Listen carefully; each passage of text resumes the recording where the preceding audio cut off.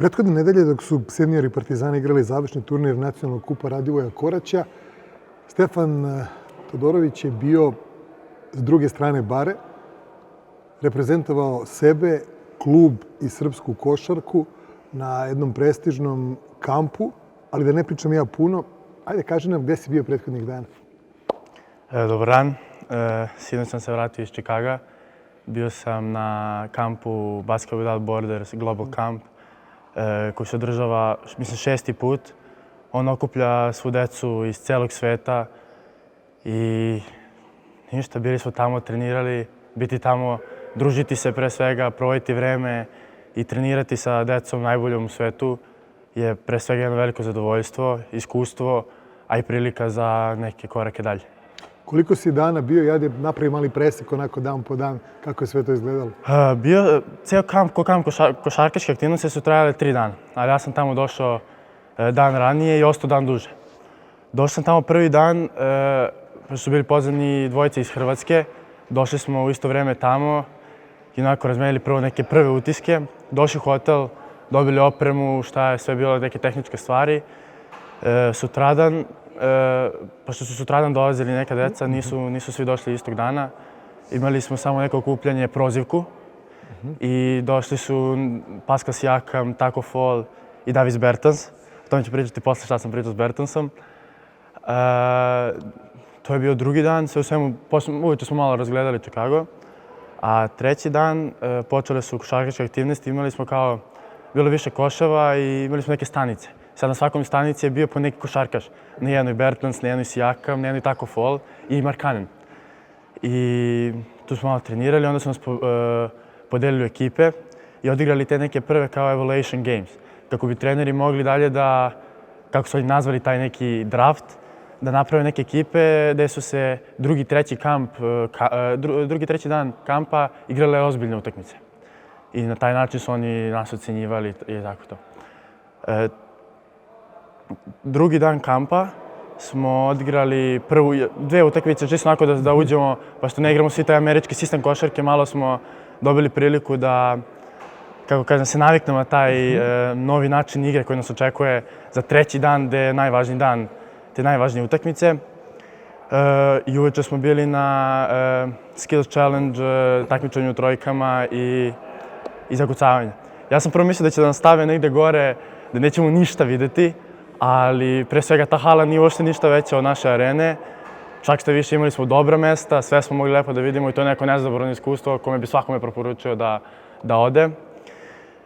Onda treći dan kampa imali smo, bez tih stanica sa košarkašima, imali smo te najvažnije utakmice.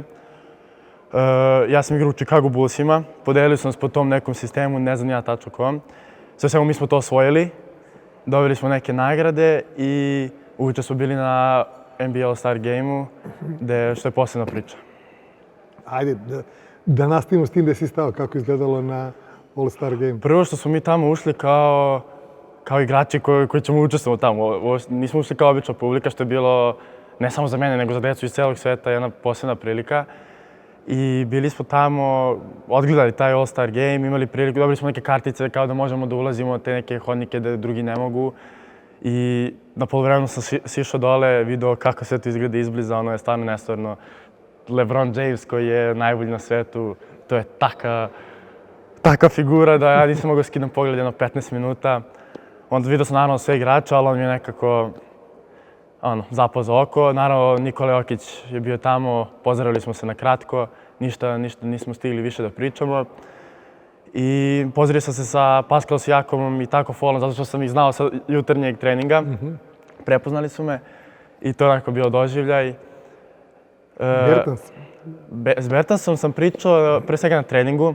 Ja sam se javio, nisam bio siguran da li priča srpski, ali sam mu se javio na engleskom i rekao sam da sam iz Partizana i on se odmah prešaltovao na srpski i dao mi je neke savete, pre svega šuterske, da su jedan šuteri.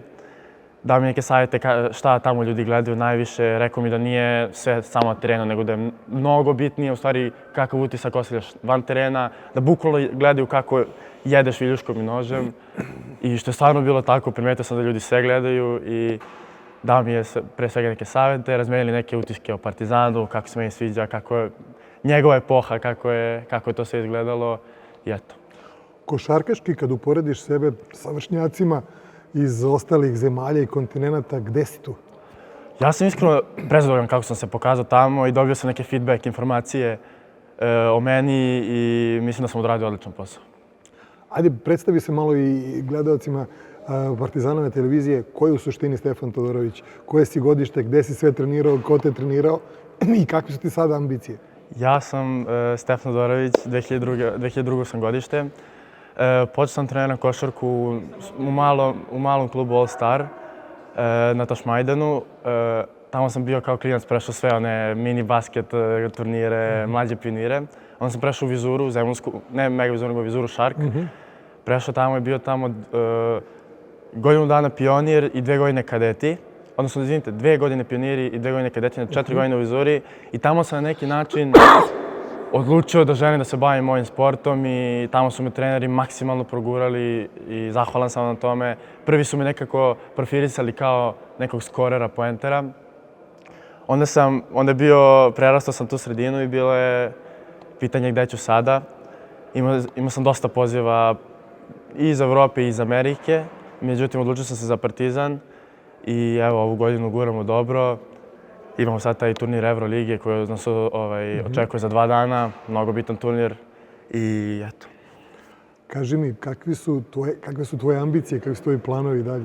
Pa naravno, ambicije kao i svakog mladog košarkaša je da uspe da igra u NBA-u. I predamnom jedan period gde ja treba zapravo da odlučim šta ću, kako ću.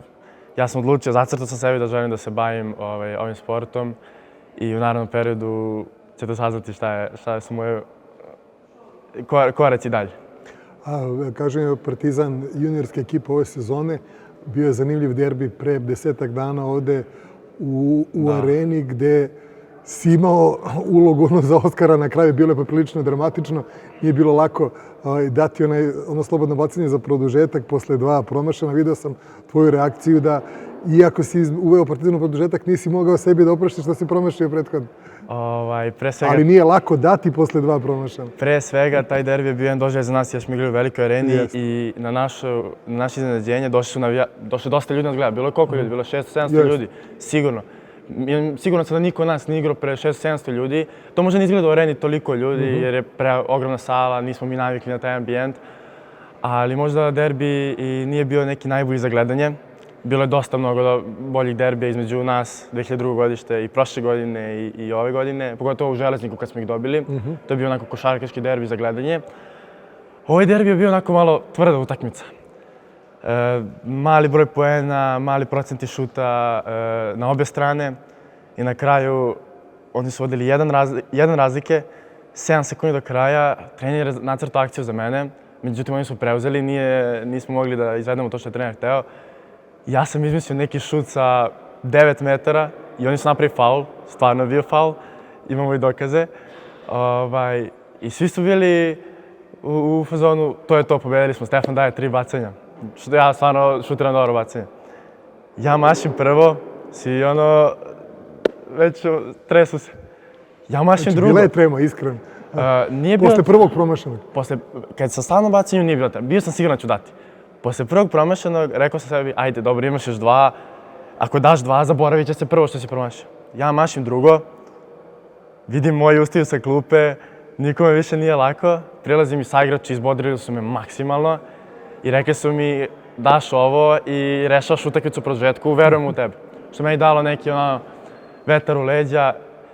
I znao sam da je to posljednje bacanje, ako promašim, izgubili smo ako dam produžeci. I bukvalno sam samo istavkao loptu 3 puta i šutnuo, pa šta bude i ušle na našu sreću.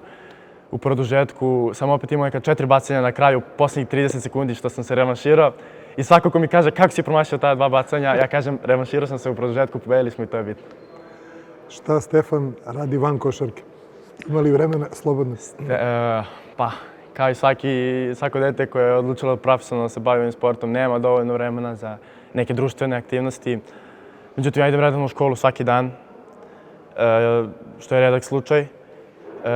To mi nekako, idem ujutro na trening, odem u školu i opet na trening. I ako imam nešto da učim, osim to za posle drugog treninga, ako ne, eventualno izađem s nekim drugarima napolje, provodim vreme Naravno, tu su i ove društvene mreže koje im oduzimaju mnogo vremena, ali pokušavam to da smanjim i nadam se da ću smanjiti. Stefane, želim ti puno zdravlja i sreće, da Hvala. nastaviš tako, za ostalo se sam potrudi. Hvala puno.